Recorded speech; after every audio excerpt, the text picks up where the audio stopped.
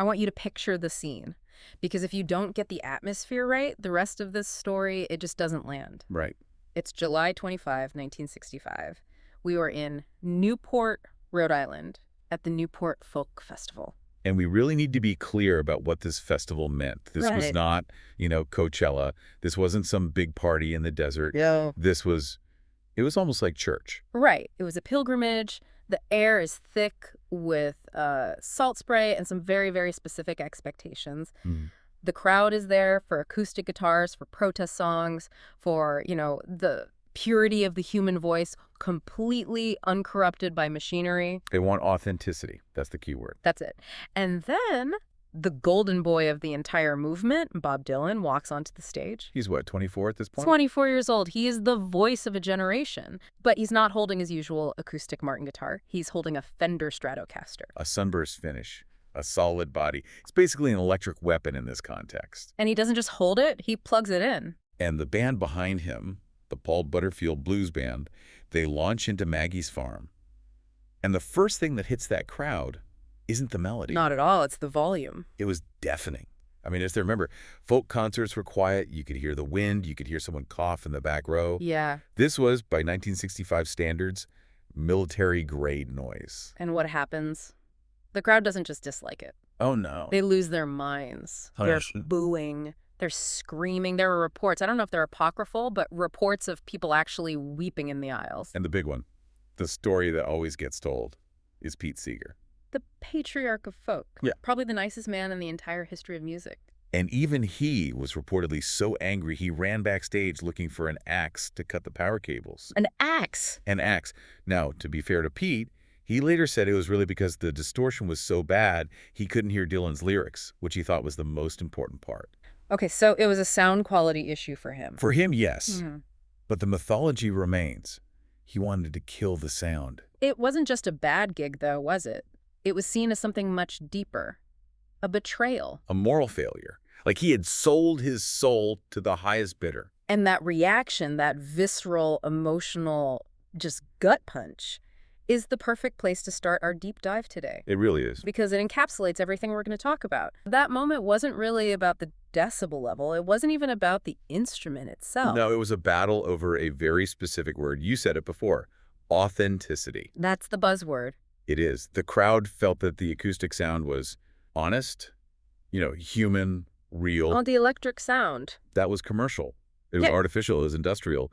It was the machine invading the garden. It is the classic "this is ruining music" moment, isn't it? The absolute archetype. But here's the thing. We look back at that now from our perspective in the 21st century and we laugh. Of course. Because Dylan going electric is considered one of the greatest, most important moments in rock history. But at the time... It felt like the end of the world. And that is the mission for us today in this deep dive.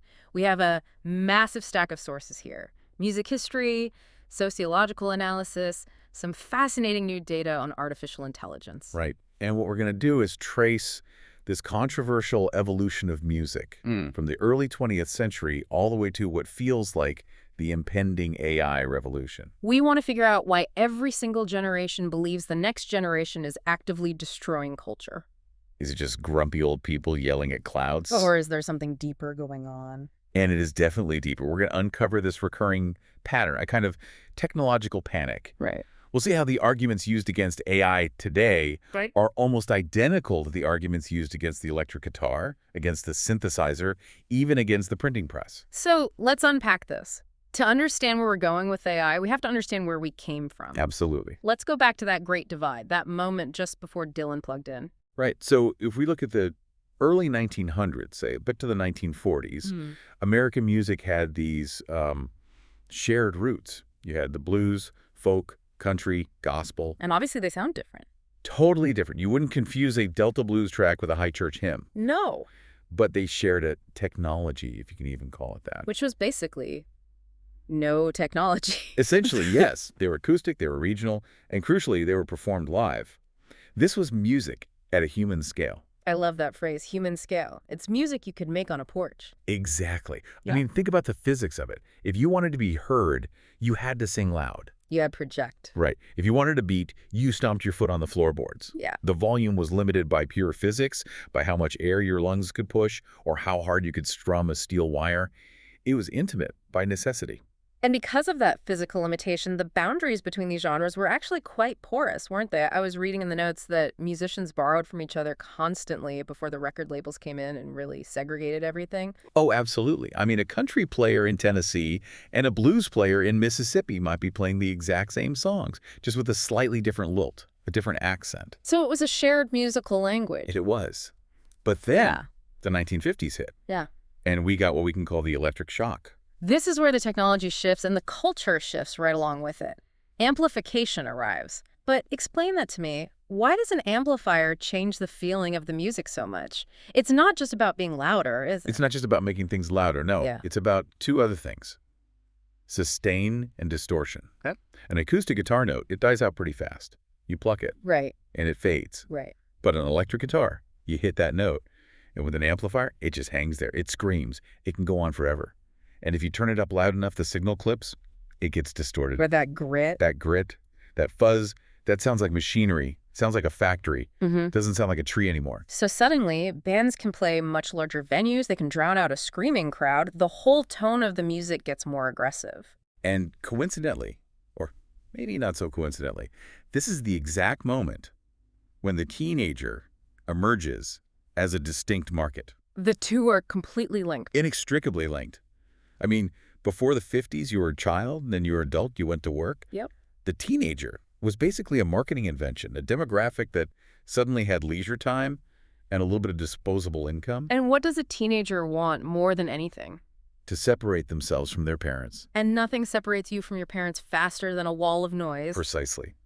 Rock and roll emerged as this perfect fusion of blues rhythm and country melody, but it was amplified. So it was associated with rebellion, with sexuality, with spectacle. It was loud, and it was physical. You didn't just hear it with your ears, you felt the bass in your chest. And this is where that great divide really happens, because in response to that loud, commercial, sexy rock and roll, folk music pivoted hard. It did. It's like it had to define itself in opposition to rock. Yeah.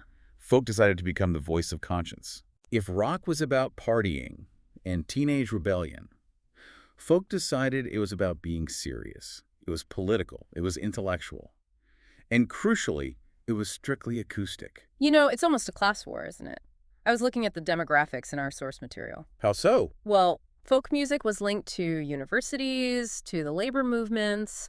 It was often very intellectual, upper middle class kids playing at being working class. Right, the Kingston Trio. Whereas rock and roll was more directly linked to urban nightlife, to cars, and to the actual working class. That's a really sharp observation. The argument from the folk side, the purist side, was that sincerity required simplicity. Okay, so if your music was polished, if it was loud, if it was produced, You were selling out. You were commercial. You were inauthentic. which brings us right back to Dylan at Newport. That's why him going electric was such a profound shock. It wasn't just a gear change. No, he wasn't just changing instruments. He was taking the voice of conscience and plugging it directly into the machine of commerce. He was crossing the picket line. He was basically saying, I can be smart and loud. And the purists just couldn't process that. They couldn't compute it. They felt the machine was eating the human. But obviously, the world didn't end in 1965. Dylan kept playing electric. The booing, well, it eventually stopped. The walls came down. They did. By the late 60s and moving into the 70s and 80s, we enter what historians call the hybrid era. Right. Artists realized that electricity could actually be poetic. It wasn't just noise. It could be beautiful. Who are the prime examples here that come to mind? Well, look at the Beatles. The White Album is the perfect text for this. How so? You have Blackbird, just Paul, his acoustic guitar, and a foot tap. It's pure folk. And on the very same record, you have Helter Skelter, which is basically proto-heavy metal. And they didn't see contradiction there. Not at all.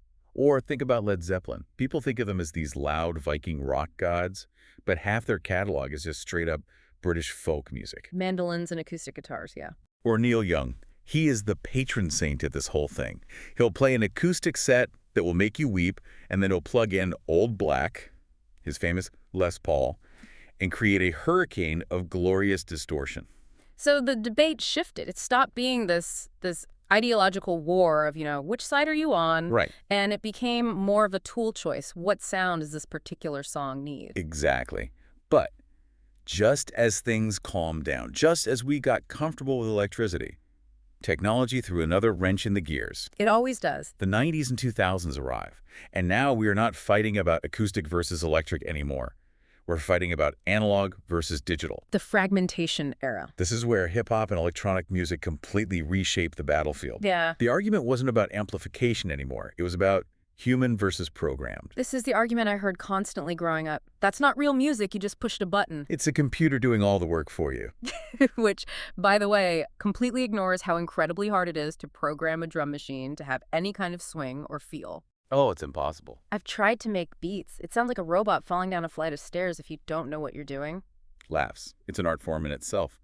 But if we zoom out from that, we see that genre boundaries today have basically collapsed because of this digital shift. Right, artists mix everything now. You'll hear an artist mix folk, electronic, hip-hop, and rock, sometimes in the same song. And interestingly, acoustic sounds have come back in a big way. We see this cycle, don't we? We do. When the world feels too digital, too cold, audiences start to crave that intimacy and that warmth again. We saw it with the Unplugged craze on MTV in the 90s.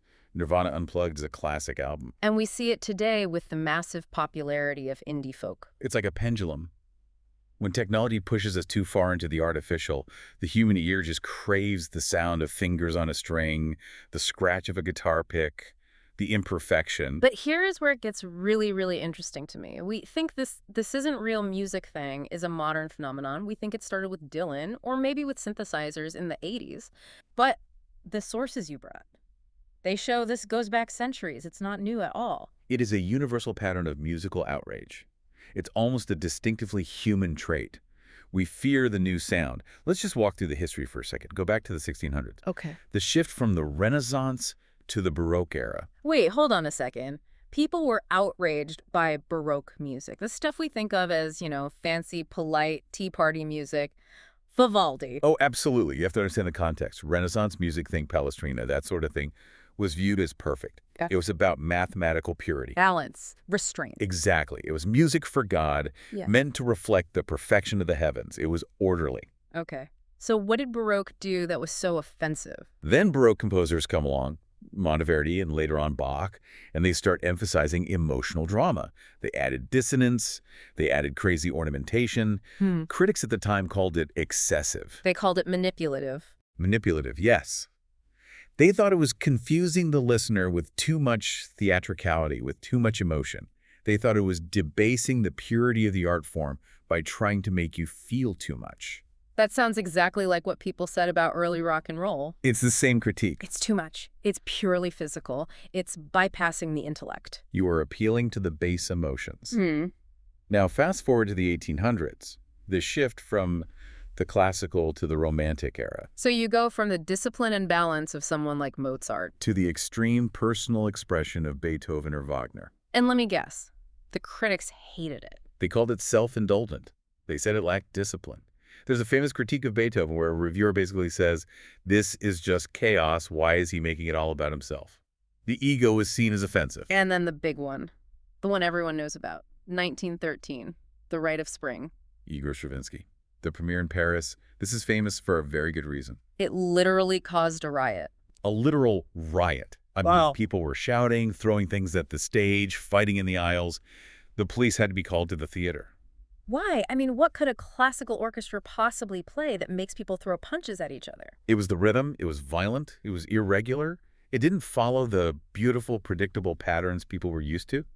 And the harmonies were so harsh they were dissonant. Critics called it barbaric noise. Barbaric noise. I have heard my dad say that exact phrase about dubstep. It's the exact same critique. This isn't music, it's just noise. Look at jazz. When it first emerged, the elites dismissed it as primitive or morally corrupt. Music theory knowledge and technical skill. An incredible amount. But because it was improvised, because it was so rhythmic and Let's be perfectly honest, because it was black music, the white establishment dismissed it as jungle music. They couldn't hear the sophistication because they were blinded by the novelty and the cultural context? They were. So every single time a new form emerges, we see the same argument surface. It's too loud, it's too simple, it's too complex, it's not real. Let's look at the more modern revolutions. Heavy metal. Okay, criticized for aggression and volume, obviously, but it's defended by fans for its technical virtuosity and its emotional release. I mean, a lot of metal is basically classical music with electricity and distortion. It's incredibly technical. Then you get punk. Now, that was a complete reversal, wasn't it? Punk was criticized for a lack of skill. They can't even play their instruments. Right. My kid could do that. Through chords and the truth. Exactly. But the defense was all about accessibility and energy. Anyone can start a band. That was a radical democratization of music. You didn't need to go to a conservatory. You just needed to be angry and have a guitar. And then the big one for the last 40 years. The one that I think is the closest parallel to what we see with AI today. Hip-hop. Specifically, the sampling debate. This was huge. When hip-hop started breaking out into the mainstream, critics and even a lot of other musicians called it stealing. You didn't write that melody. You just took a James Brown record, you found the drum break, and you looped it for 5 minutes. Right. The argument was it's not real music because you aren't playing the instruments live. But the counter-argument, which has largely won out over time, is that sampling is collage art. The producer becomes a composer. You're recontextualizing sound. It's like saying a collage artist isn't a real artist because they didn't manufacture the paper and the glue themselves. Of course not. You are curating. You are arranging. And that curation creates a totally new meaning. Then you get electronic music and EDM. Pushing buttons isn't musicianship. Which completely ignores the fact that sound design is a skill. Timbre, the actual texture of the sound itself, became the instrument. You aren't just playing a C note. You are sculpting the frequency and texture of that C note for hours. And finally, the villain of the 2000s, auto-tune. The debate over perfection. Initially, it was seen as nothing but cheating. You can't really sing, so the computer fixes it for you.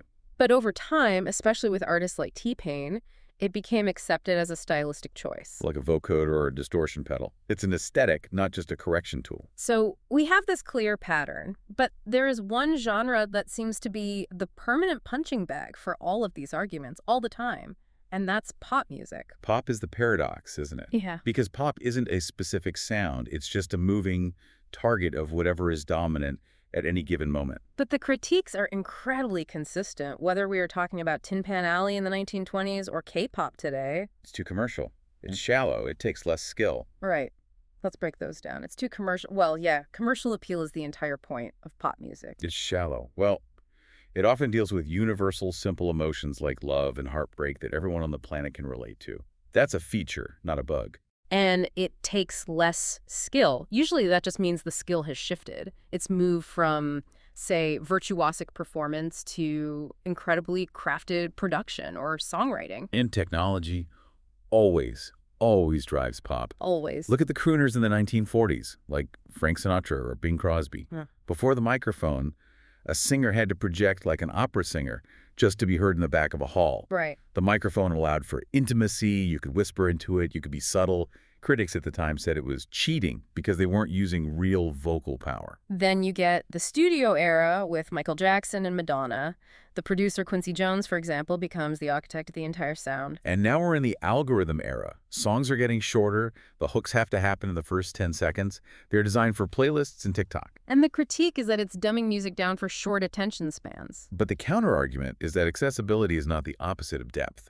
Speaking to millions and millions of people at once is a specific and very difficult craft. It brings up the whole millennial whoop idea. You know that melodic pattern you hear in every pop song? The wah-wah. Yes, it's in everything from Katy Perry to Kings of Leon. It's everywhere. And people hate it because they feel like it's formulaic, it's lazy. But it works. For some reason, it triggers something in the human brain that feels anthemic and uplifting. And that's the tension, right? We want our art to be mysterious and magical, but pop is often a science. And when the science becomes too visible, we call it inauthentic. We pull back the curtain and we get angry at the wizard. Okay, so we've established pretty firmly that music fans and people in general are terrified of new technology in music. Right. But our sources suggest this isn't just a music thing, this is a human thing. This technological panic applies to basically everything. It's the broader history of fear. If we connect these music anxieties to general technological anxieties, the pattern becomes crystal clear. Go all the way back to Plato. Plato hated technology. He was deeply suspicious of writing. Writing, the actual foundation of Western civilization. The very same. In his dialogue, The Phaedrus, he has Socrates argue that if people rely on writing, this external technology, they will stop using their memory. Wow. He thought it would create shallow wisdom because people would just look things up instead of truly knowing them internally. I mean, I wasn't entirely wrong, was he? I don't know anyone's phone number anymore because my phone knows it for me. I have shallow wisdom. It's true. We offloaded our memory to the page, and now we've offloaded it to the cloud. Then you get the printing press. There was a genuine widespread fear of information overload. And the spread of heresy. Right. If everyone can read the Bible for themselves, who controls the interpretation? Yeah. For the establishment, that was chaos. Then we get the Industrial Revolution. The Luddites. Now, we use the word Luddite as an insult for someone who can't use their computer. Right, someone who hates technology. But the real story is very different, isn't it? It's very different. The Luddites weren't just smashing machines because they were stupid or hated progress. They were highly skilled weavers. Yeah. They were smashing the new automated looms because factory owners were using them to bypass standard labor practices and produce low-quality goods at starvation wages. It was a protest. So it wasn't anti-tech, it was pro-worker. Exactly. It was a labor dispute. They were saying, this machine is stealing my livelihood, which is the exact same argument that screenwriters and artists are making about generative AI today. The parallels are uncanny, even trains. I read in the notes that there were medical fears that the human body literally couldn't handle the speed of a train. Yes. There were serious medical papers being published suggesting that if a woman traveled at 50 miles per hour, her uterus might literally fly out of her body. Those laughs. Come on, that can't be real. I am absolutely serious. They thought the human frame would just disintegrate at those speeds. It just illustrates how irrational our fear becomes when we face a new velocity of life. And in electricity, people feared it would disrupt our natural sleep rhythms, which, to be fair... is a fear that absolutely came true. That's one they got right. And what about photography? Painters must have been terrified. They were. They thought it was the end of art. Why paint a portrait if a machine can capture a perfect likeness instantly? The poet Baudelaire called photography the refuge of every would-be painter. A total insult. But look at what actually happened. Photography forced painting to evolve. It did. Painters couldn't just do realistic portraits anymore. The camera won that battle. So they had to invent Impressionism. They had to invent abstraction and Cubism. Technology didn't kill painting. It forced painting to find a new job. Its new job was to show us what the camera couldn't see. So let's look at the scoreboard of history here. Which fears turned out to be real? Well, some of the smaller ones were true. Traditional skills did decline. Most of us don't play parlor piano as much as people did in the 19th century. Our handwriting is certainly worse. And commercialization did increase. It did. And listening arguably became more passive. We put music on in the background while we work or drive, rather than sitting and staring at the orchestra as the main event. But what about the big apocalyptic fears? Music will die. Art is over. Totally false. Live music didn't die. In today's economy, it's become more economically important than ever before. Old music wasn't replaced, it just became niche or classical or archival. So the big takeaway is this. Technology changes how music is made, but it doesn't change why humans make it. Exactly. The impulse remains the same. Which brings us finally to the elephant in the room. The reason we are doing this deep dive right now, artificial intelligence. We are standing on the precipice of what feels like the biggest, fastest technological shift yet. So is AI just the next cycle, or is this one different? I think the only honest answer is that it's both. The arguments mirroring the past are incredibly obvious. It's stealing. It has no soul. It takes no skill. Those are the exact same things that were said about photography, about synthesizers, and about sampling. It's the same script. But the differences this time feel pretty stark to me. They are. I think there are three main differences this time around that make the panic feel maybe a little more justified. First, agency. What do you mean by agency? Well, a synthesizer or a sampler, it's a tool that waits for you. It sits there. It makes a sound when you press a key. It waits for you to tell it what to do. It's passive. AI isn't passive. It produces and generates. It doesn't just assist. You can give it a prompt, like, make me a song about a sad cowboy on Mars in the style of 1990s grunge, and it does it. It makes creative decisions. So the tool is becoming a collaborator, or even the creator itself. Or at least the tool is doing a lot of the heavy lifting. The second difference is scale. The infinite output. Exactly. A human songwriter, even a really prolific one, can write maybe 100 songs in a great year. Maybe. An AI can generate 10,000 songs in an hour. That fundamentally changes the economics of discovery. If the haystack becomes infinite, how do you ever find the needle? And the third difference is data. This is the big one, the ethical question. AI models are trained on human work. They have essentially sucked up the entire internet, every song, every lyric, every melody, every painting, every book. And the question is that learning, like a human student listens to the radio? Or is that theft, scraping copyrighted data to build a commercial competitor? And that is a legal and moral gray area that we have not even begun to solve yet.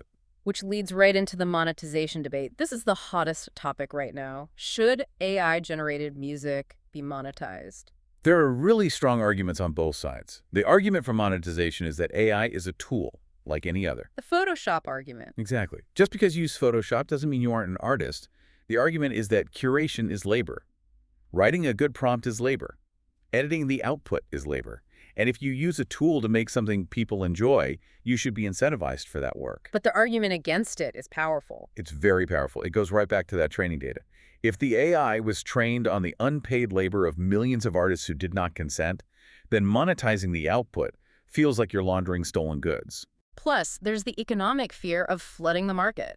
If Spotify gets flooded with 1 million AI-generated lo-fi tracks that cost $0 to make, how can a human lo-fi artist ever compete? They probably can't, at least not on volume. But this isn't theoretical. People are already doing it. We have pioneers emerging right now in this 2024 to 2026 window. Who are they? Because I think seeing the concrete examples helps ground this whole debate. It's fascinating because there isn't just one type of AI music pioneer. You have what I would call the collaborators, and the best example is Holly Herndon. She's incredible. Her work is so thoughtful. She created an AI of her own voice, which she calls Spawn, and later Holly plus Ode, and she uses it as a partner. She sings duets with your digital self, but she emphasizes consent and transparency. It's very high art, it's very ethical, and she controls the model. No one else can use it. Okay, so that's one model. Then you have the complete opposite, the open source identity, like Grimes. Right. Grimes did something totally radical. She basically said, I'll let anyone in the world use my voice model to make their own songs, as long as you split the royalties with me 50-50. She's franchising her own identity. She's saying my voice is a platform now. It's a complete rethinking of copyright and artistic ownership. Then you have the hybrid creators. I love this example, King Wallonius and that viral BBL Drizzy track. Yes. That was a huge viral moment. It was a humor-based track using an AI Drake voice over a beat. But the concept, the lyrics, the comedic timing, that was all human. It wasn't trying to trick you into thinking it was Drake. The joke was that it was AI. Exactly. It was a human concept with an AI execution. And finally, you have what we might call the synthetic acts. Names like the Velvet Sundown or Xania Monet. These are fully, or at least partially, AI-generated artists that are actually being pushed to the charts. They blur the line between a band and a software product. And some of them are getting signed to record deals. So if I'm a listener sitting here thinking, this is all terrifying, or maybe this is really exciting, what can I expect? How long does it take for this kind of scandalous tech to just become normal? We actually have a timeline for this. We can call it the legitimacy timeline. How long does it take for a scandalous new art form to become a classic? Okay, give me the numbers. Well, opera took about 50 to 70 years to go from what was considered vulgar entertainment for the masses to high art. Right. Rock and roll took about 25 to 30 years. From the devil's music to the Rock and Roll Hall of Fame. Hip-hop took about 30 years. And something like dubstep took maybe 10 years to go from underground noise to being in car commercials. So the timeline is shrinking. It's shrinking drastically with each technological cycle. So what's your prediction for AI? My prediction is normalization in about 5 to 10 years. Broad legitimacy, where we stop talking about AI music and just call it music. That'll probably take about 15 to 20 years. Why that long? Basically, once a generation grows up with it as a normal part of their creative toolkit. So by 2035 or 2040? Roughly. By then, asking if a song used AI will be like asking if a photographer use Photoshop today? Yeah. The answer will just be probably so what. Now, this is perfect because we have a specific listener query that fits right in here. They are a creator who goes by Max of all trades. Okay. And they are creating music using AI, but based on what they call their sub-personalities. I love this concept already. Their question is, with millions of people using these same tools, is their work just going to be lost in the noise? Or is this a unique enough approach to stand out? This is such a great case study because it highlights exactly how you survive a technological shift like this one. The challenge, as Max correctly notes, is the high competition. Everyone has the same tools. If everyone has a Fender Stratocaster, how do you become Jimi Hendrix? So what's the solution for Max? The solution is to focus on world building instead of track making. What's the difference? Most AI creators right now are just making isolated tracks. Here's a cool lo-fi beat. Here is a funny Drake parody. It's a novelty. It's a demo of the technology. But Max is doing sub-personalities. Exactly. Max is creating a narrative universe. By using recurring characters, these sub-personalities, Max is building a literary structure around the music. It's not just a song. It's a chapter in a larger story. That reminds me of an act like Gorillaz. Or David Bowie with Ziggy Stardust. Precisely. Damon Albarn didn't just write songs for Gorillaz. He and Jamie Hewlett created a whole cartoon band with rich backstories and personalities. Bowie didn't just sing songs. He became an alien rock star. Right. History remembers the people who used the new tool to say something human, who built an identity or a story, not just the people who used the tool first. So creating that narrative universe is a way to make the tool itself invisible and make the art visible. Yes, because if we look at what ages well, what lasts, it's always coherence. Does the body of work feel like it comes from a singular, unique vision? Does it document the feeling of living in its era? And interestingly, in your notes, you also mentioned meaningful imperfection. What's that? Yes. This is so crucial for AI creators. Work that is too polished, too perfect, often just fades from memory. It feels sterile. It slips right off the brain. Right. Work that has some rough edges, that feels like a struggle or a journey, that has weird glitches that tends to stick with us. Yeah. My advice to Max would be, don't smooth out all the glitches. Let it be weird. That's where the humanity is. And even if you don't become globally famous, there's a real value in creating the archive, right? Absolutely. Even if your work isn't famous around the world, creating a coherent archive of an individual's interaction with a major technological shift has immense historical value. How so? We look back at diaries from the Industrial Revolution, not because the writers were famous, but because they document how it felt to live through that massive change. Max is doing that for the AI revolution, and that has real lasting value. That is a very comforting thought. We are all, in a way, archivists of our own experience. We are, and that matters. Okay, so let's bring this all home.